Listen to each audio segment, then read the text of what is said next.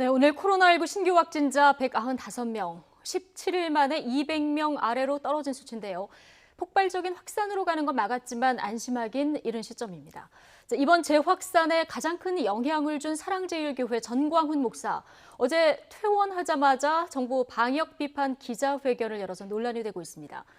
2주 가까이 계속된 의료계 집단 휴업은 여당과 의료계가 대화에 나서면서 어느 정도 해결의 실마리를 찾은 듯 보이는데요. 오늘 정부 여당에 제시할 최종 단일 협상안이 나올지도 관심입니다. 관련 내용들 김성환, 이종훈 두 분의 시사평론가와 이야기 나눠보겠습니다. 두 분 어서 오십시오.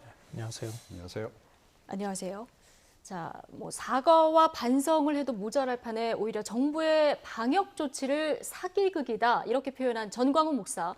청와대는 전광훈 씨라고 부르면서 적반하장도 정도가 있다 이렇게 강한 불쾌감을 보였는데요. 관련 영상 보고 이야기 이어가겠습니다.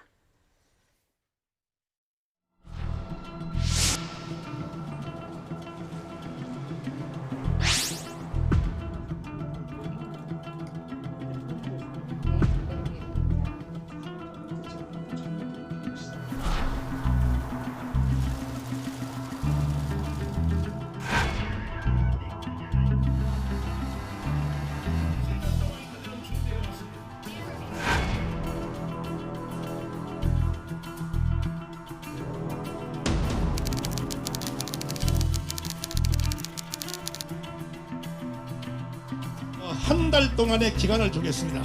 문재인 대통령에게 국민에게 사과하십시오. 한 달 후부터 나는 목숨을 그야말로 던지겠습니다.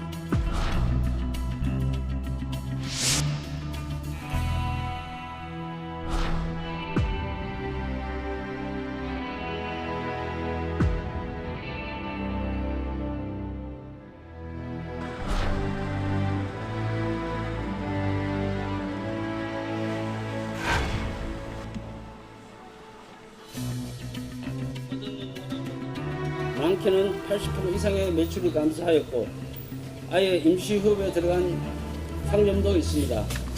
전광훈과 사랑제일교회 행태에 분노하며 최소한의 법적 조치를 취하고자 합니다.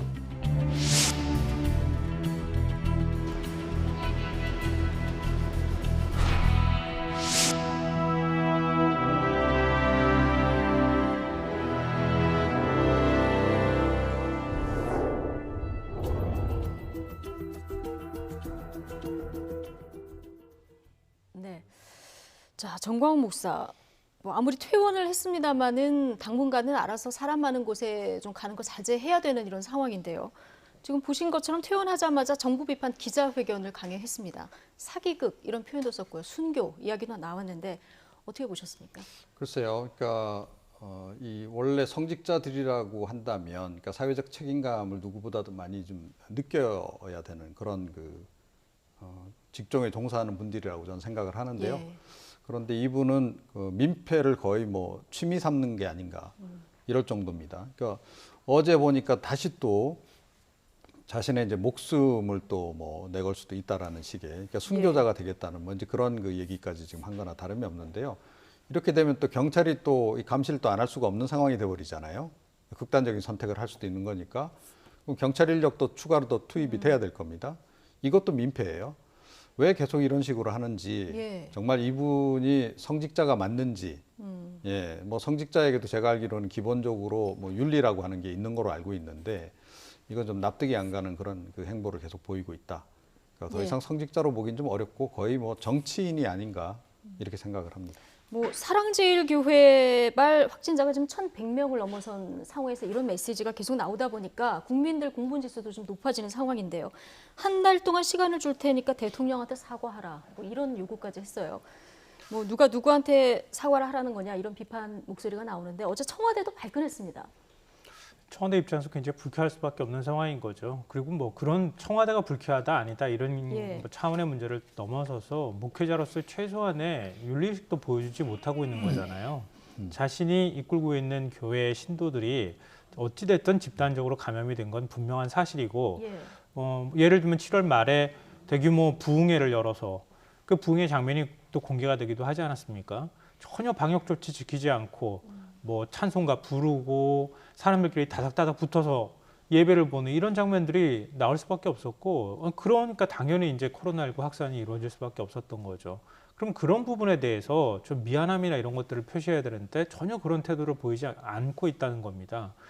저는 이번에 이제 퇴원하고 난 다음에 한 발언 보고 깜짝 놀랐는데요. 순교를 얘기하면서 예. 목회자면은 선교 복음을 위해서 순교한다 이렇게 얘기를 해도 모자랄 판에 대통령하고 맞서기 위해서 한 달 시간 줄 테니까 내가 순교하겠다는 식으로 말하는 게 이게 과연 목회자인지 정치인인지 도저히 뭐 구분을 할 수가 없습니다.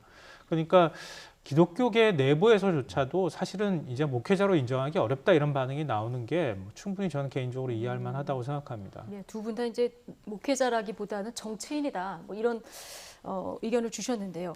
어쨌든 전광훈 목사 지금 보석 허가를 받은 상황에서 광화문 집회에 참석을 했고요. 여기서 지금 코로나19 2차 대유행의 큰 원인을 제공한 측면이 있는데요. 이러다 보니까 여당에서는 지금 보석 취소를 서둘러야 한다 이런 목소리까지 나왔고요.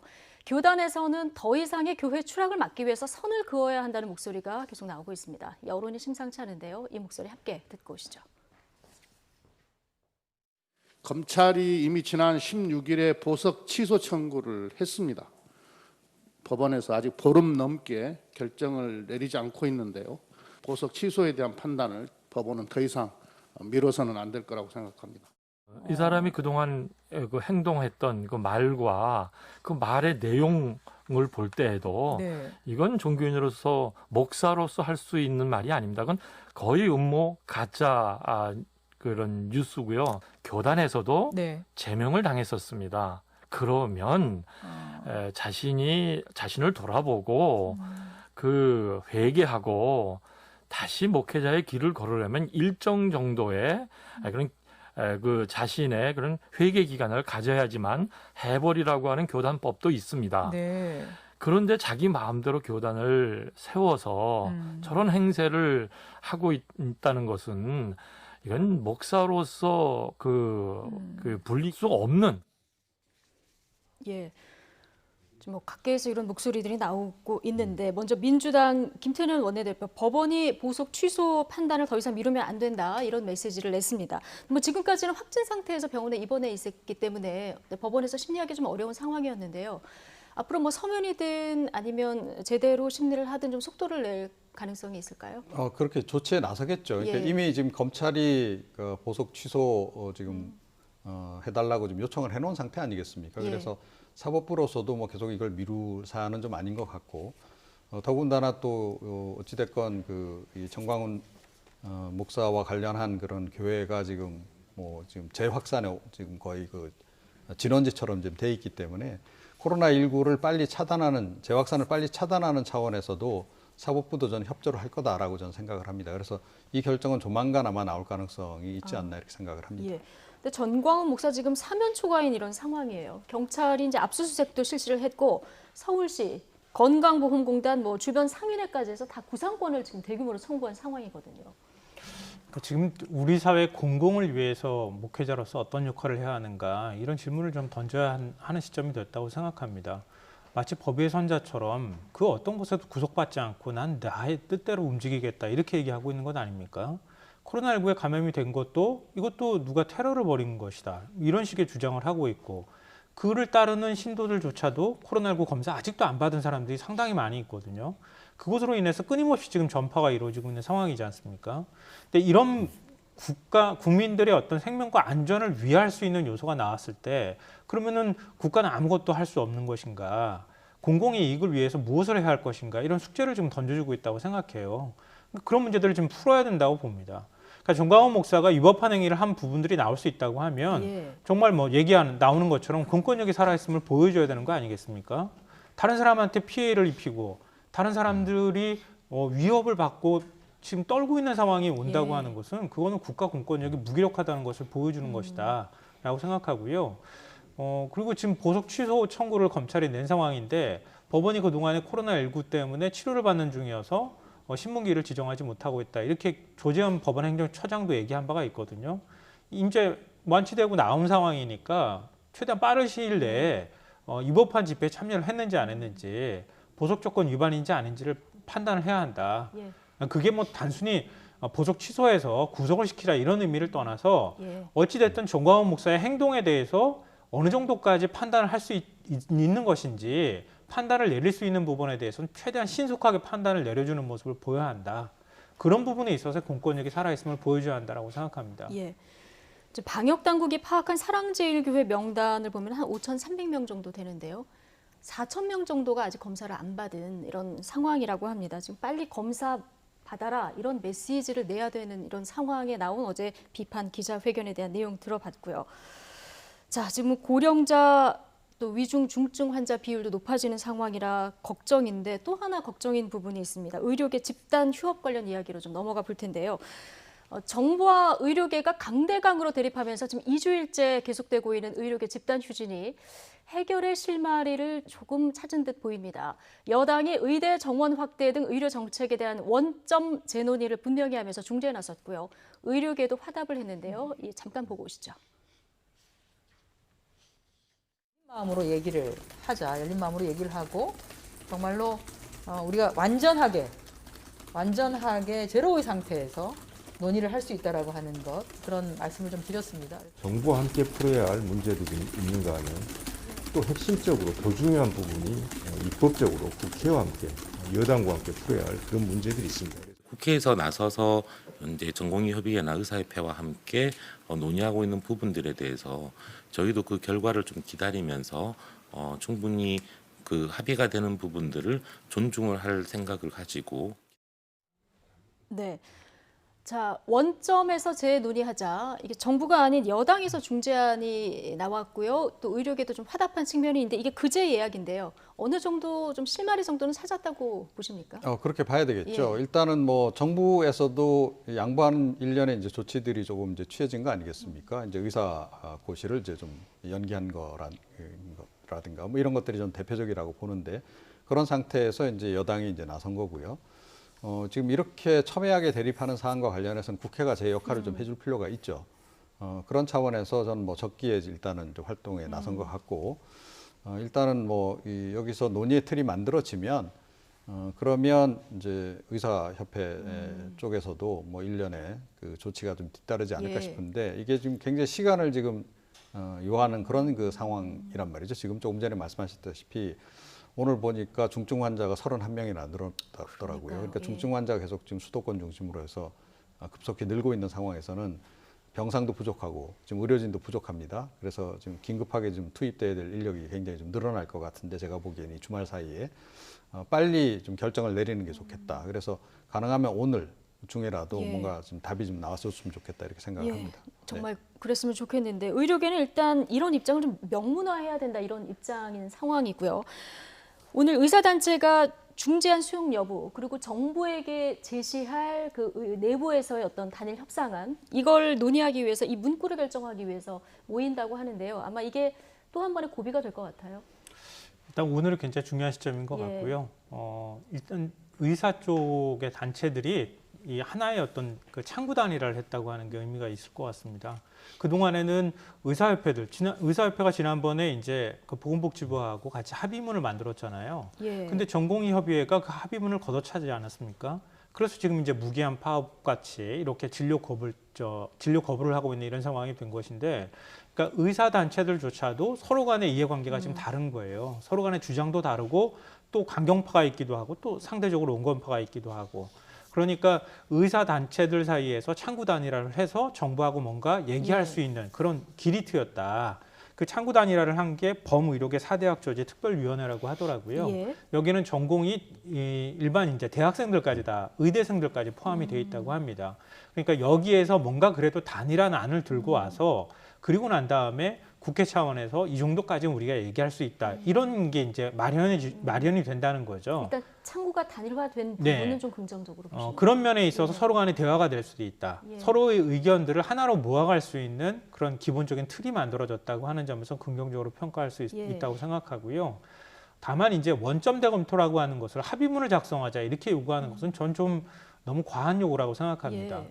그러니까 과연 어떤 그 이익단체가 국회에서 법안 통과할 때 당신들 이거 하지 마시오. 원점에서 이거 아예 폐기하거나 원점에서 다시 재검토하라고 당신들이 서약서 같은 걸 쓰시오. 이런 단체가 어디 있습니까? 우리나라에서. 그동안에 굉장히 많은 이익단체나 굉장히 많은 뭐 제 분야에서 자신들의 주장을 했지만 국회에다가 확약하거나 서약을 하라고 하는 적은 제가 들어본 적이 없습니다. 이건 의사단체이기 때문에 가능한 요구라고 저는 생각하는데요.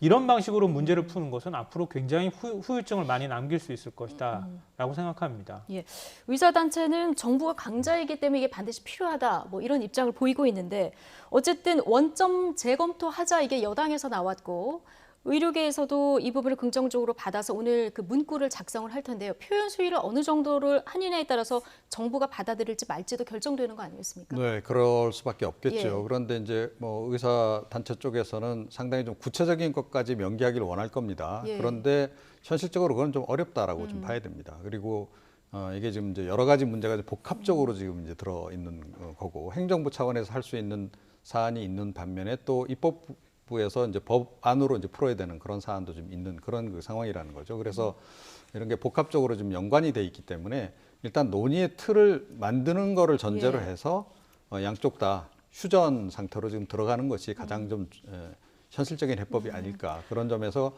좀 의사 단체들 쪽에서도 이 첫 술에 너무 배부르려고 좀 하지 말아달라. 국민 여론도 지금 굉장히 지금 이제 그 의사 단체들에 대해서 부정적이라고 하는 점 함께 좀 고려를 해 주시기를 부탁드립니다. 그럼 의사 단체가 단일 협상안의 문구를 어느 정도 수위에서 내놓는 게 뭐 바람직하다고 보십니까?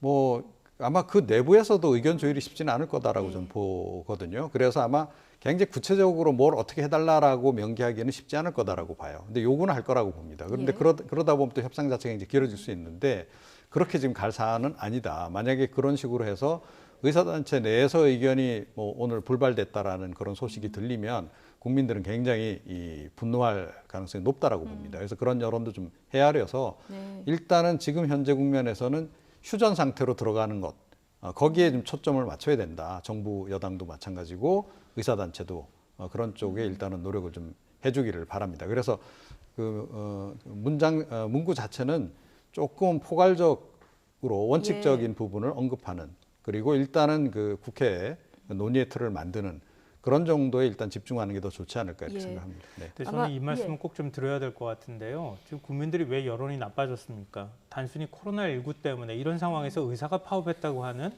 의사가 집단 진료를 하지 않고 휴업을 선택했다고 하는 것 그 이상의 무엇인가가 저는 있다고 생각해요.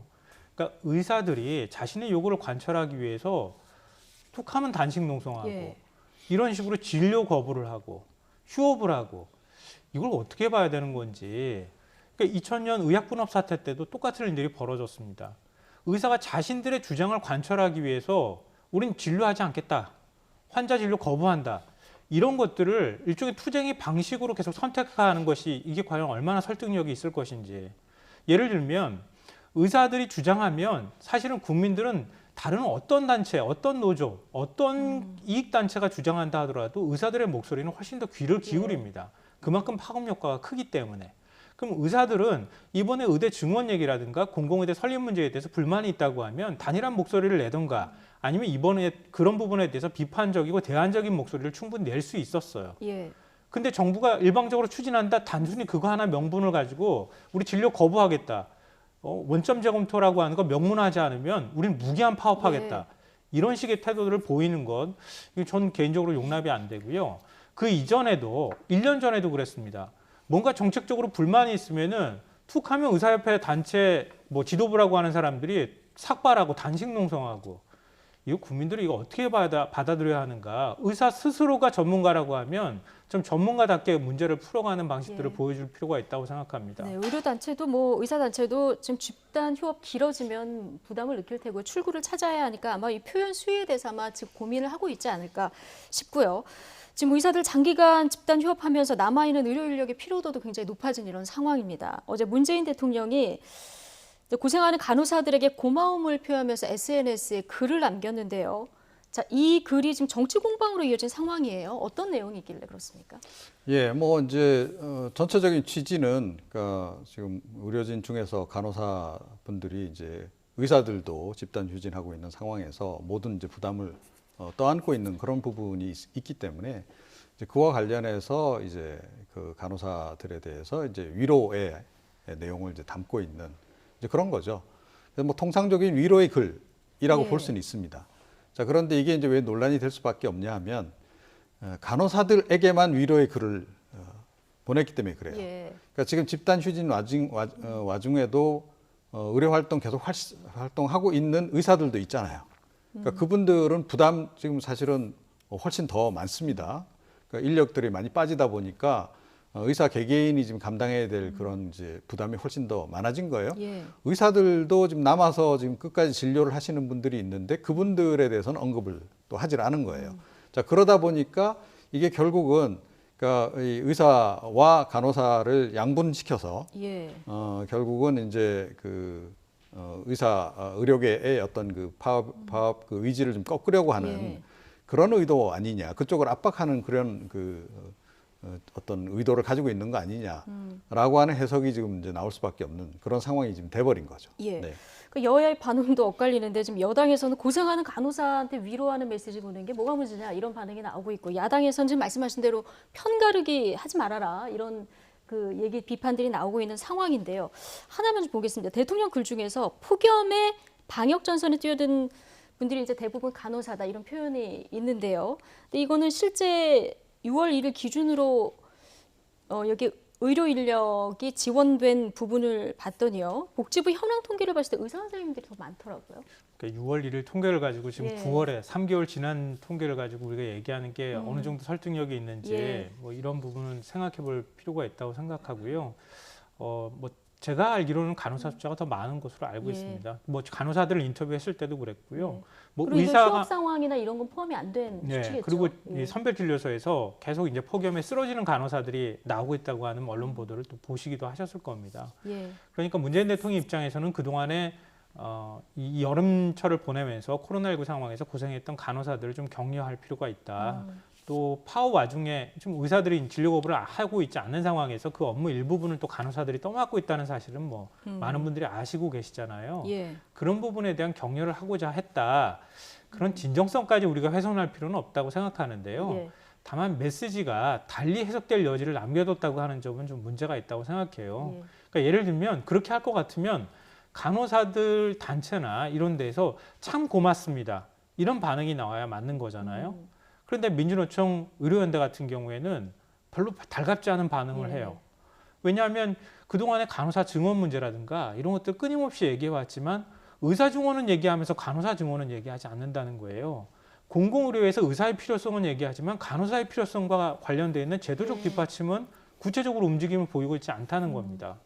그러면 그런 것들이 같이 동시에 이루어질 때 문 대통령의 메시지가 좀 더 진정성 있게 와 네. 닿을 텐데 의사단체나 전공의도 불만을 얘기하고 간호사들도 불만스럽다고 얘기하는 네. 메시지는 이거는 아무리 진정성이 있다 하더라도 잘못 던진 것이다. 네. 그렇게밖에 평가할 수 없겠습니다. 간호사들의 인력 부족 문제도 뭐 지금까지 계속 논의되었던 그 문제가 제기되어 왔던 부분이라서 이 부분까지 좀 들여다봐야 진정성이 담보될 수 있을 것이다. 자, 이런 얘기를 주셨습니다. 그런데 또 하나 지금 논란이 되는 부분이 있는데요. 어제 대한의사협회 의료정책연구소가 공식 페이스북 계정에 올린 카드뉴스, 이게 좀 큰 논란이에요. 문제 형식인데요. 한번 보실까요? 1번 문제만 좀 보죠. 매년 전교 1등 놓치지 않기 위해서 학창시절에 공부에 매진한 의사, 그리고 성적은 한참 모자르지만 그래도 의사가 되고 싶어서 추천제로 입학한 공공의대 의사. 자, 중요한 진단을 받아야 할 때 의사를 고를 수 있다면 누구를 선택하시겠습니까? 이게 공식 페이스북 계정에 올라온 이게 질문입니다. 문제 한번 풀어보시겠습니까? 네, 글쎄요. 그러니까 문제를 잘못 낸 거죠. 이런 식의 문제를 내면 안 되는 거죠. 그러니까 이제 공공의대 설립의 부당성을 이제 부각시키기 위해서 이제 이런 이제 주장을 한 건데요. 공공의대가 만들어졌을 때 의사들이 수준이 낮을지 안 낮을지는 두고 봐야 되는 겁니다. 그렇죠. 예. 공공의대가 만들어진다 했을 때 제가 보기에 그쪽에 입학하려고 하는 학생들도 상당히 아마 성적이 좋은 학생들이 몰릴 가능성이 높지 않나 예. 이렇게 생각이 되는데 그쪽에도 전교 1등이 많이 몰릴 것 같은데 왜 이런 얘기를 했는지 모르겠어요. 그런데 어찌 됐건 뭐 이제 그 공공의대는 수준이 좀 낮을 거고 지금 나머지 지금 이제 기존에 있는 민간 중심의 어떤 그런 그 어떤 대학병원이나 또는 이제 그 의대 쪽의 수준이 훨씬 더 높을 거다라고 이제 전제하고 저런 얘기를 이제 한 건데 이건 처음에 발상부터가 좀 문제가 있었던 거죠. 예, 그리고 안 그래도 지금 의사들에 대해서 국민들이 뭐 고마워하면서도 좀 불편해하는 대목이 좀 있잖아요. 가면 의외로 친절한 의사분들 만나기 좀 어렵고, 예, 특히 또 대학병원 갈수록 또 의사 선생님하고 면담할 수 있는 시간이 짧고, 그래서 굉장히 불만이 많고, 또 의사 선생님들의 자세라든가 이런 거 관련해서도 필요해서 가긴 하지만 너무 좀 고압적이다 이런 느낌도 굉장히 많이 받고 있고, 그래서 이 사람들은 너무 엘리트주의적이다라는 생각을 많이 하는데, 그런데 이런 이제 문제까지 내고 보니 그런 게 여기에도 여실히 좀 반영이 된 게 아니냐, 그런 엘리트주의가, 그런 비판이 좀 나오는 거죠. 어쨌든 뭐 해명을 쉽게 전달하려고 만들었는데 의도와 달리 오해를 산 표현이 있었다.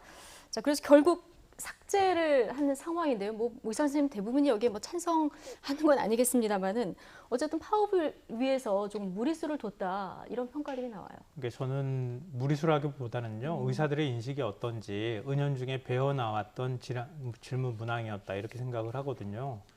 좀 의사를 원하는 사람들, 지역 의사를 우리가 얘기할 때요, 동네에서 가깝게 늘 돌봐줄 수 있는 의사를 원하십니까? 아니면 대형 병원에서 수술만 잘하는 의사를 원하십니까?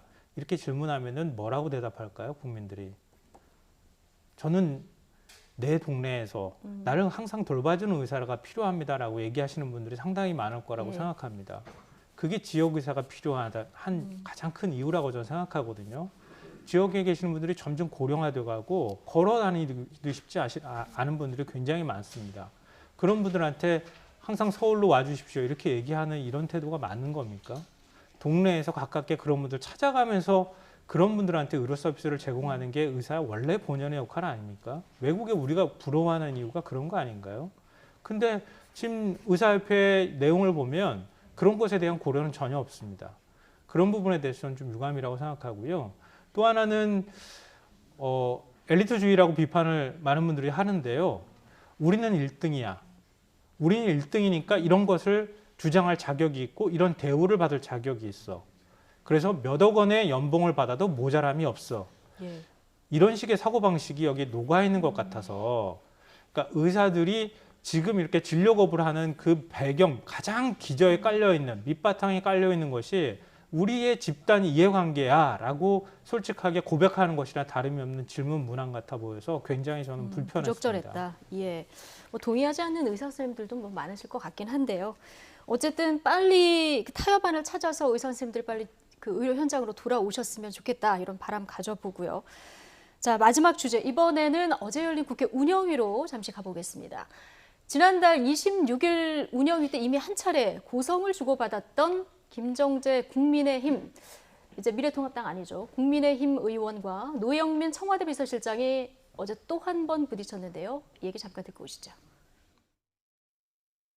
실장님, 또 하나 물어보겠습니다. 서민들이 왜 이렇게 빚을 내서라도 집을 사려고 하겠습니까? 네, 그건 뭐 그건 뭐예요? 일단 집값 인상에 대한 기대 이런 것 때문이 아닐까 싶습니다. 그러니까 대한민국 국민들이 아직 하나도 모르시는 거예요. 집값 뛰게 하려고 지금 대한민국 서민들이 이렇게 대출 70% 60% 받아가면서 집 살려고 그러겠습니까? 아직 아무것도 모르는 거예요. 집값 인상에 대한 기대 때문에 그렇다고 말씀드렸습니다. 아, 집값 상승에 대한 기대 때문에 집을 사려 그런다. 30대 주부들은요, 30대 40대는요 아이를 키웁니다. 초등학교 계속 이사 다닐 수가 없습니다. 직장도 다녀야 됩니다. 그래서 전세로 전전긍긍 월세 오르면 그거 하다가 안 되니까 빚을 내서라도 집을 사는 것이 훨씬 더 합리적 선택이기 때문에 대출을 내서라도 집을 사려는 것입니다. 네. 일단 서민들 또 30, 40대가 영끌해서 집을 사는 이유가 뭐냐 이렇게 물었는데요. 집값 인상에 대한 기대 때문이다 이런 답변이 돌아왔습니다.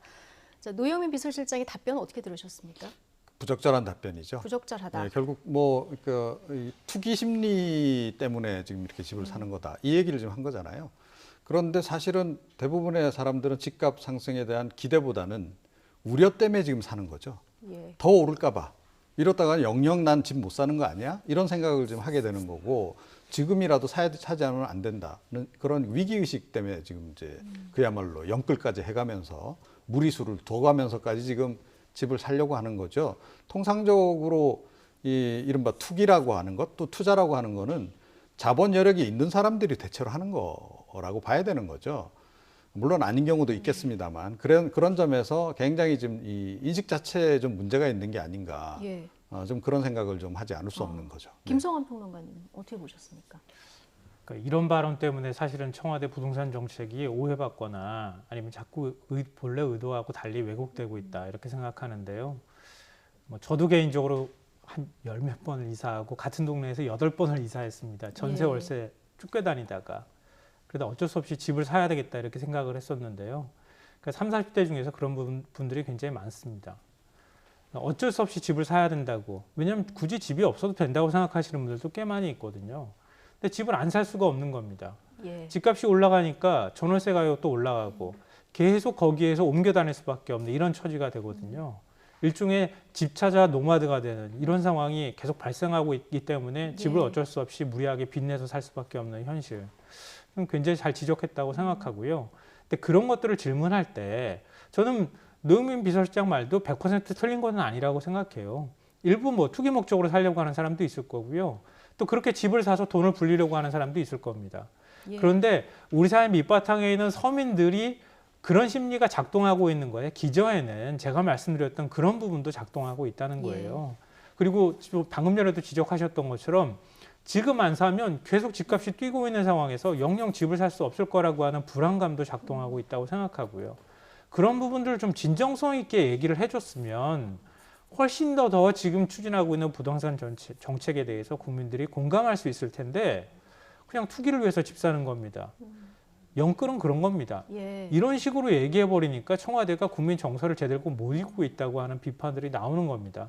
사실 문재인 대통령 뭐 메시지도 제가 비판을 했지만 노영민 비서실장이 이런 식의 메시지 나오는 것도 좀 이게 준비된 내용은 아니겠지만 좀 왜 우리가 지금 자꾸 뭔가 오해받는 듯한 억울한 감정만 가지려고 하지 말고 국민들이 왜 이렇게 반응하는지에 대해서도 좀 찬찬히 들여다보는 노력을 청와대도 해야 된다고 생각합니다. 왜 지금 30, 40대가 불안해하는지 이 원인을 제대로 공감하고 들여다보는 것부터 시작해야 된다. 그러니까 오늘, 공감이 예. 없으면 아무리 좋은 정책을 내놔도 예. 다른 사람 얘기로 들린다는 거예요. 좀 국민들의 아픔이나 생각들을 좀 공감하려고 노력했으면 좋겠습니다. 예. 저는. 자, 어제 홍남기 부총리가요. 부동산 시장 교란 횡위 차단 그 조직을 강화하겠다. 그래서 부동산 거래 분석원을 만들겠다. 이렇게 얘기를 했거든요. 근데 모델이 금융정보 분석원 FIU를 모델로 한다고 해요. 이거는 어떤 역할을 하고 있는 기구입니까? 그러니까 이제 부동산 거래와 관련해서 일종의 약간 공정거래위원회 역할 비슷한 거를 지금 생각하는 것 같아요. 제가 보기에는. 그래서 이 좀 부적절한 거래가 없었는지를 일단 적발해내는 그런 쪽에 이제 초점을 좀 둔 것 같아요. 원래 처음엔 뭐 감독원 얘기가 있었는데 이제 이렇게 이제 약간 그렇죠. 예. 방향이 좀 바뀐 것 같아요. 그러니까 감독원이라고 한다면 이제 실제로 뭐 이렇게 약간 사법적인 기능까지 가져야 되는데 이거에 이제 그렇게까지 접근할 사안인지에 대해서는 좀 의문점이 좀 있는 것이고 이제 그러다 보니까 좀 수위를 낮춰서 이렇게 이제 접근을 하는 것 같은데요. 저는 개인적으로 이조차도 왜 필요한지 좀 잘 모르겠어요. 사실은 이미 우리 부동산 이 관련해서는 계속 이슈가 되어 왔잖아요. 어떤 정권이고 간에 이 집값 문제는 늘 민감한 문제고 온 국민이 관심을 갖는 문제였기 때문에 이거는 늘 사실은 정부에서 어떻게 보면 주무부처 차원에서 국토교통부 차원에서 늘 감시를 해왔던 사안이고 감시 조직이 있단 말이에요. 그런데 이거를 뭐 따로 이렇게 만들 필요가 굳이 있는가? 이거는 상징적인 의미 또는 공무원들에게 조금 더 일자리 더 만들어내는 그런 의미 이상의 의미는 없다. 그러니까 기존에 있는 그 감시 조직을 조금 더 오히려 강화하는 편이 더 실효적일 것이다라고 저는 생각을 해요. 그리고 이게 주무부처에서 직접 하는 거하고 또 이렇게 산하기관 만들어서 하는 거하고 또 다릅니다. 이게 지금 국토부 산하로 들어가게 그렇습니다. 되는 근데 거죠? 이미 조금 전에 말씀드렸듯이 이미 국토부 내에 있단 말이에요. 그 감시 조직이. 그런데 이걸 산하기관으로 돌린다? 오히려 여기서 아마 이 제대로 기능을 못하면 당장 나오는 얘기가 이거 주무부처에 직접 해라는 얘기가 나올 겁니다 아마. 그러니까요. 지금 정부의 설명은 그렇습니다. 정부의 시장 교란 행위 이걸 일회성으로 단속하면 안 되고 뭔가 시스템적으로 접근을 해야 되기 때문에 올해 안에 설립을 하겠다. 자, 이런 계획인데요. 지금 말씀하신 것처럼 여러 가지 우려 목소리도 나오고 그다음에 개인의 거래에 너무 통제를 정부에서 많이 하는 거 아니야 이런 얘기도 나와요. 어떻게 보십니까? 그래서 저는 좀 필요하다고 생각합니다. 예. 필요하다고 생각하고요. 그러니까 부동산 투기가 일어나는 현상을 보면은 대부분 먼저 투기꾼이 들어가서 집값을 끌어올립니다. 내가 정말 집을 사려고 하는데 집이 없어서 집값이 오르는 게 아닙니다. 예. 먼저 집을 끌어올리는 세력들이 있습니다. 그러니까 그런 사람들의 문제를 거래 분석을 통해서 찾아내는 것, 그건 매우 중요하다고 보고요. 한국에서 집은 단순히 집을 필요로 해서 사는 문제가 아니라 이제는 집을 통해서 그 자산을 불리거나 아니면 자산을 대물림하는 수준까지 왔습니다. 이거는 부의 양극화의 문제, 자산의 양극화의 문제로 연결이 되고요. 그게 대를 이어가는 현상들이 나타나고 있습니다.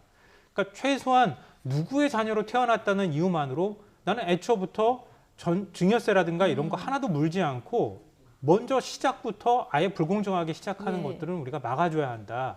그래야 청년들의 불공정이나 정의에 관한 문제를 우리가 해결할 수 있는 좀 공정한 사회를 만드는 데 기여할 수 있다고 봅니다. 그런 측면에서 여기서 곧바로 사법 처리하는 것이 아니기 때문에 부동산 투기라든가 왜곡되어 있는 부동산 시장을 바로잡는 역할을 제대로만 할 수 있다고 하면 저는 충분히 필요한 기구가 될 수 있다고 생각합니다. 예, 이 정도 강력한 정책은 펴야 불평등이 좀 심화되는 걸 막을 수 있다. 네. 예, 알겠습니다. 오늘 두 분 말씀 여기까지 듣겠습니다. 김성환, 이종훈 두 분 시사평론가와 오늘 함께했습니다. 고맙습니다.